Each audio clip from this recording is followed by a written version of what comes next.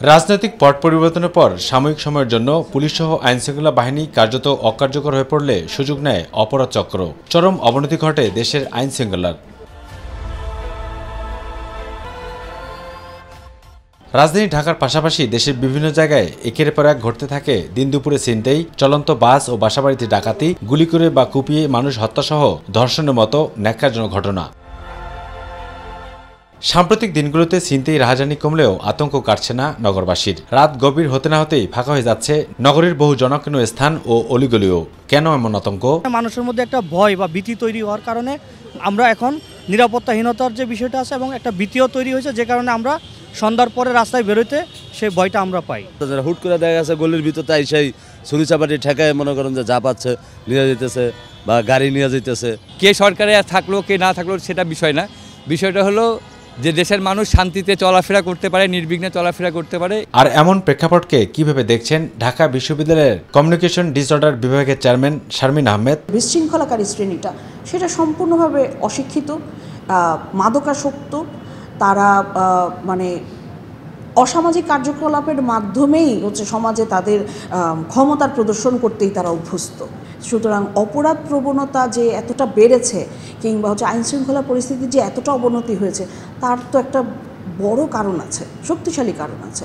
Police বাহিনী বা সাথে জনগণের যে দূরত্ব তৈরি হয়েছে সেই দূরত্ব দূর হতে সময় লাগবে, এটাও যেমন ঠিক, তেমনি এটাও ঠিক যে পুলিশ বাহিনীর চেয়ে অনেক বেশি ক্ষুরোধার মস্তিষ্কের অপরাধীরা এখানে ঘুরে বেড়াচ্ছে।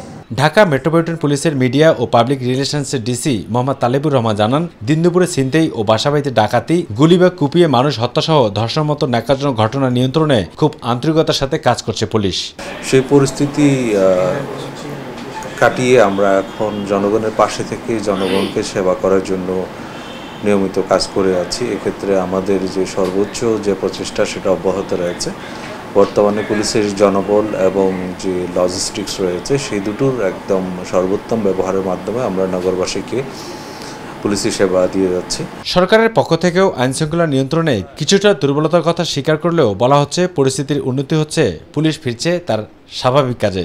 কোনো নগদ অর্থ বা মূল্যবান সামগ্রী যেমন স্বর্ণালংকার এগুলো নিয়ে চলাফেরা করার ক্ষেত্রে সাবধানতা অবলম্বন করা, সবসময় চোখ কান খোলা রাখা, এই বিষয়গুলো আমরা সবাইকে বলছি। আর যে কোনো সময় আমাদের পুলিশি সহায়তা চাওয়ার জন্য 999 যে কেউ ফোন করলে আমরা দ্রুততম সময়ের মধ্যে সাড়া দেব।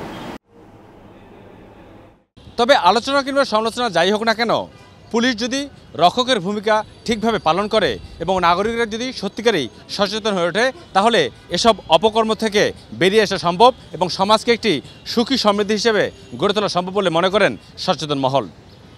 শাহবাগ থেকে আবু সৈয়দ অপু, মাই টিভি, ঢাকা।